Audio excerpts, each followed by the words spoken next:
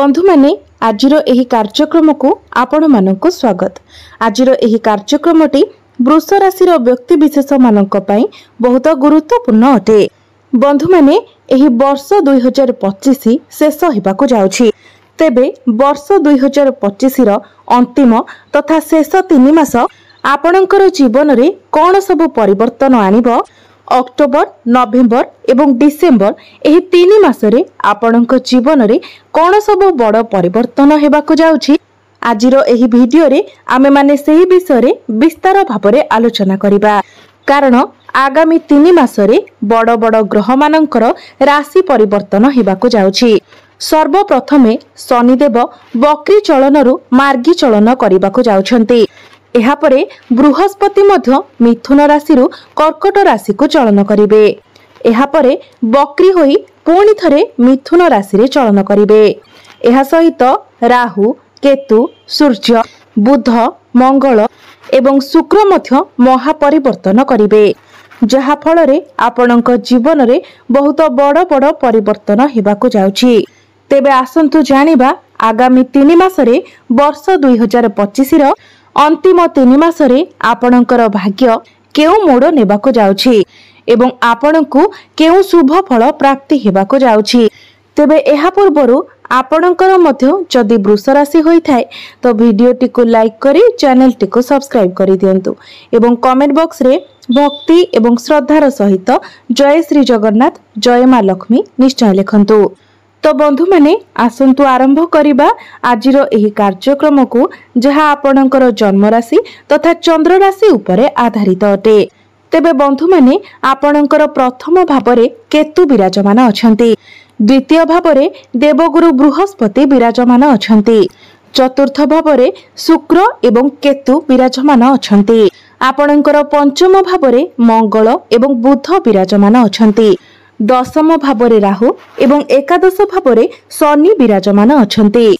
तेबे बंधु माने एहा हेउची अक्टोबर मासरे ग्रह एवं नक्षत्र मानकर अवस्थिति। तो बंधु माने वृष राशि राशिधिपति हेउछंती शुक्र। तेबे शुक्र आपणकर चतुर्थ भावरे केतुंक सहित विराजमान अछंती। अक्टोबर 9 तारिख को शुक्र आपणकर पंचम भाव को चलन करिवे एवं संपूर्ण अक्टोबर मास सारा आपणकर पंचम भावरे रहिबे। एहा आपणकर शिक्षा क्षेत्र को नहीं आपणक पई बहुत भलो समय अटे। एहा आपणकर प्रेम जीवन को नहीं मध्य बहुत भलो समय रहिबो, सर्वोत्तम समय रहिबो। जदि आपण फैमिली प्लानिंग करिबा पई चाहुचंती सेथि पई मध्य एही समय अवधि आपणक पई बहुत भलो रहिबो। कारण आपणकर राशिधिपति शुक्र 9 अक्टोबर को जेतेबेले पंचम भाव को चलन करिवे सेतेबेले आपणकर प्रेम जीवन रे आपणक पार्टनर एवं आपणक मध्यरे अट्रैक्शन बढ़िबो। कारण शुक्र को प्रेमर कारक ग्रह बोली माना जाय थाए। तो प्रेम जीवनर कारक ग्रह होई आपणकर प्रेम भाव को चलन करिवे। 9 अक्टोबर रो नै 2 नवेम्बर पर्यंत आपणकर प्रेम जीवन बहुत भलो रहिबो। एमिति होई पारे कि काहा सहित आपणकर भलो बंधुता स्थापन होई पारे एवं जो माने भी सिंगल अछंती सेमानंकु नूतन पार्टनर मध्य मिली पारंती। एहा आपणकर प्रेम जीवन रे आपणकर संपर्क को आहुरी अधिक मजबूत बनाइबो। शुक्र जेतेबेले आपणकर पंचम भाव को प्रवेश करिवे, जो माने विद्यार्थी अछंती सेमानंक पई शुभ समय आरंभ होइछिबो। विद्यार्थी मानकर पाठ पढ़ारे आग्रह बढ़िबो। आपण कोनोसी नूतन स्थान रे एडमिशन नै पारंती, उच्च शिक्षा करिबा पई बाहर को जाई पारंती, हायर स्टडी करि पारंती। एहा परे शुक्र आपणकर षष्ठ भाव को चलन करिवे। 2 नवेम्बर को शुक्र निजर स्व राशि को चलन करिवे, तुला राशि को चलन करिवे। षष्ठ भावटी होई थाए रोग, ऋण एवं शत्रुर भाव। तो 2 नवेम्बर परे आपणको एही मानक ठारू मुक्ति मिलि जिवो। शत्रु मानक उपरे आपण विजय प्राप्ति करिवे। समस्त ऋण करजरु आपणको मुक्ति मिलि जिवो। 2 नवेम्बर रु नै 26 नवेम्बर पर्यंत आपणको पई समय बहुत भलो रहिबो। जदि आपण कोनोसी ऋण करज नैथिले किंबा कोनोसी शत्रु आपणकर किछि क्षति करबाकू चाहुथिले तो समस्त समस्या रु आपणको मुक्ति मिलि जिवो। समस्त ऋण करज को सुझिबारे आपण सक्षम। शुक्र 26 नवेम्बर को आपणकर केन्द्र को सप्तम भाव को चलन करिवे। एहापरे आपण आपणकर वैवाहिक जीवन रे किछि नुआ करबाको चेष्टा करि पारंती, किछि फैमिली प्लानिंग करि पारंती, किछि बड़ डिसिजन नै पारंती, किछि ना किछि बड़ निष्पत्ति नै पारंती। बाहर को केउआडे बुली जिबाको आपण प्लानिंग करि पारंती, लॉन्ग ट्रैवल करि पारंती। वैवाहिक जीवन आपणकर पूर्व अपेक्षा बहुत भल रहिबो। आपणकर वैवाहिक जीवन सुखमय साब्यस्त हेबो। जेतेबेले शुक्र आपणकर सप्तम भाव को आसीबे सेतेबेले आपणकर डेली इनकम मध्य बढ़ी जिवो। आपण कोनोसी स्थान रे पुंजी निवेश करी लाभान्वित होई पारंती।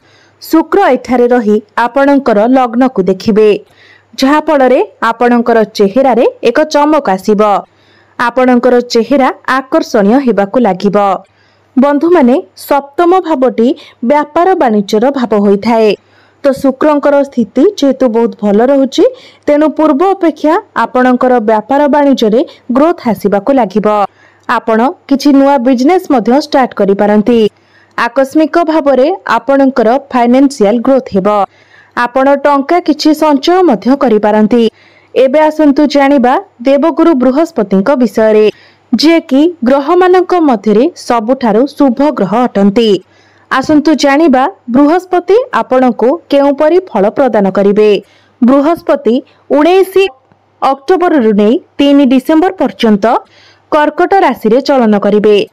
एहा बहुत बड़ महत्वपूर्ण समय अटे।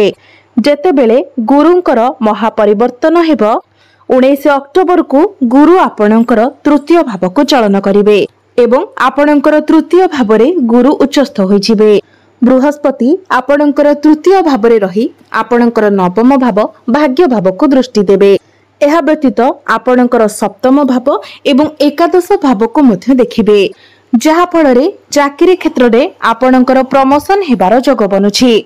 आपणकर घर परिवार रे कोनोसी शुभ मांगलिक कार्यर आयोजन होई पारे। आपणको किछि बड़ खुशी खबर मध्य प्राप्ति होई पारे।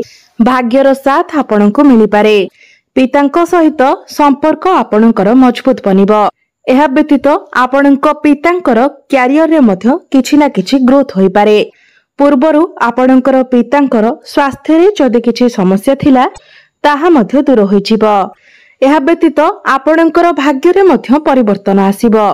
कारण प्रथमे तो बृहस्पति हेउछंती भाग्यर कारक ग्रह, तापरे गुरुंकर दृष्टि मध्य आपणकर भाग्य भाव उपरे रहिबो, जहा फଳରେ भाग्य आपणकर मजबूत हेबो। एहा परे गुरुंकर दृष्टि आपणकर एकादश भाव उपरे मध्य रहिबो। एहार अर्थ हेउछि आपणकर इनकम बढ़िबो, आपणकर फाइनेंशियल ग्रोथ हेबो, आकस्मिक धन लाभ हेबार मध्य जोग बनुछि। चाकरी क्षेत्र रे आपणकर प्रमोशन होई पारे। जो मानक पाखरे चाकरी नाही सेमानंकु चाकरी मिलिबार मध्य बहुत अधिक संभावना रहुछि। तेणु आपण आपणक तरफरु चेष्टा जारी रखंतु।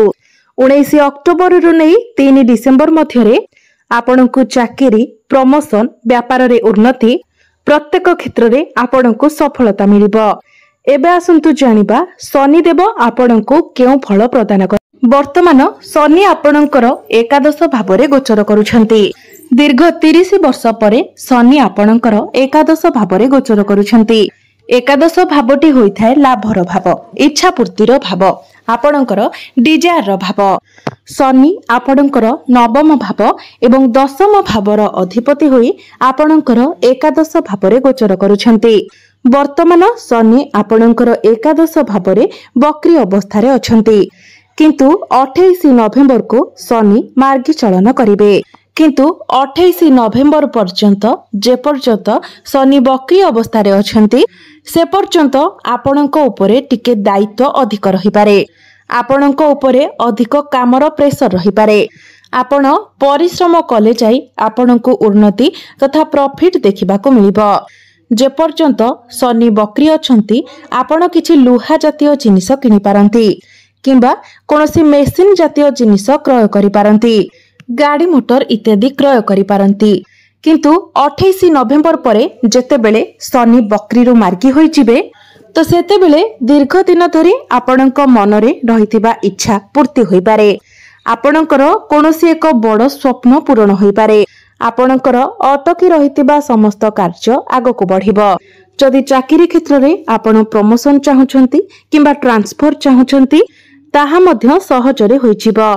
आपण जदि किछि बड़ डिसिजन नेबा पई चाहुछंती, बड़ इन्वेस्टमेंट करबाको चाहुछंती, आपणकर करियर रे किछि बड़ परिवर्तन करबाको चाहुछंती, तेबे 19 अक्टोबर रु नै वर्ष शेष पर्यंत आपण किछि भी बड़ कार्यर आरंभ करि परिबे।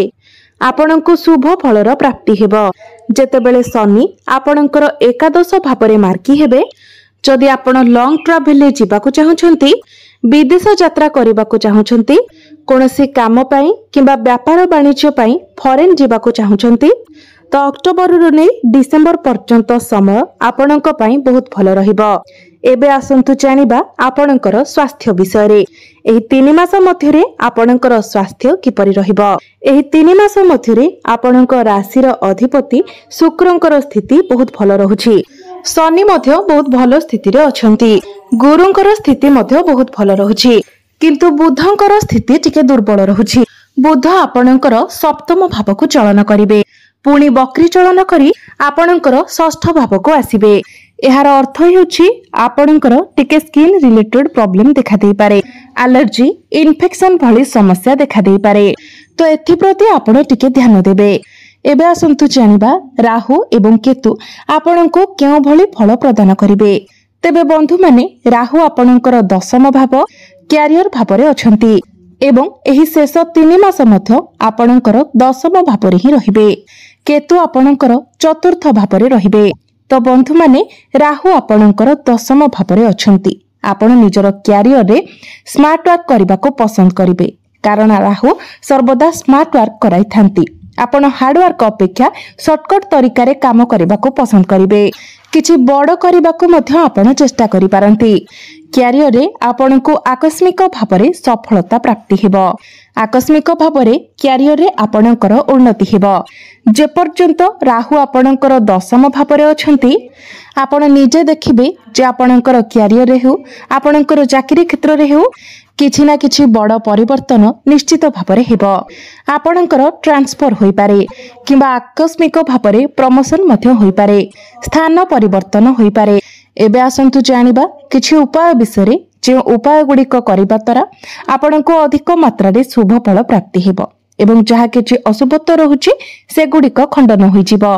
तो सेथि पई आपण प्रत्येक दिन बुधंकर बीज मंत्र 108 थर जप करंतु। प्रत्येक बुधवार दिन आपण गोमाता को सबुज चारा खाइबा को दियंतु। प्रत्येक दिन आपण प्रभु गणेशंकर आराधना करंतु एवं प्रति बुधवार रे आपण प्रभु गणेशंको दुब अर्पण करंतु। प्रत्येक दिन हनुमान चालीसार पाठ करबा सहित प्रत्येक दिन आपण उदित सूर्य को तंबा पात्र रे जलार्घ्य अर्पण करंतु। निश्चित भाबरे आपणको अधिक मात्रा रे शुभ फल प्राप्ति हेबो। तेबे बंधु माने आपणकर जीवन मंगलमय हो, एहा ही ईश्वरंक निकटरे मोर प्रार्थना।